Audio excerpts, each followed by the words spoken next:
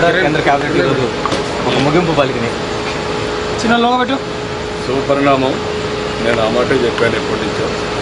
రాష్ట్ర ప్రయోజనాల కోసం రాజకీయం చేయడం కాదు, వాస్తవంగా లైజానింగ్ చేసుకుంటే మనకు రావాల్సినటువంటి ఏదైతే స్పెషల్ స్టాటస్ అని స్పెషల్ అసిస్టెన్స్ కింద స్పెషల్ ప్యాకేజ్ కింద ఇస్తా అన్నారో అవన్నీ కూడా మనం తీసుకోవాల్సిన అవసరం ఉంది. రాష్ట్ర అభివృద్ధి ముఖ్యం, రాజకీయం కాదు. ఈరోజు పోలవరం ప్రాజెక్టు కూడా క్యాబినెట్లో క్లియర్ చేసుకో 100% ఫైనాన్స్ చేయడానికి. రెండోది ఏదైతే స్పెషల్ స్టేటస్లో వచ్చేటన్ని స్పెషల్ ప్యాకేజ్ కింద అంటే స్పెషల్ అసిస్టెన్స్ కింద పూర్తిగా ఇవ్వడానికి కూడా క్యాబినెట్ అంగీకరించారు.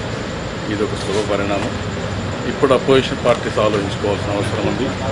నేను ఎప్పుడు కూడా ఏ విషయంలో కూడా రాజీ పడలేదు.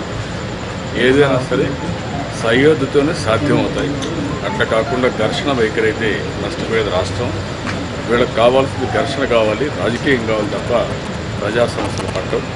ఈ విషయం పెట్టుకోవాల్సిందిగా ప్రతిపక్షాలకి ఒక మాటలో చెప్పాలంటే ఇంటారని కూడా నాకు నమ్మకం లేదు. నిన్న కూడా మనం చూస్తే వాళ్ళ ప్రవర్తన ఎట్లుంటుందంటే ఒకటే ప్రతిపక్షం, ఆ ప్రతిపక్షానికి తలా లేదు, తోకా లేదు, ఏదంటే మాట్లాడుతూ ఉంటుంది.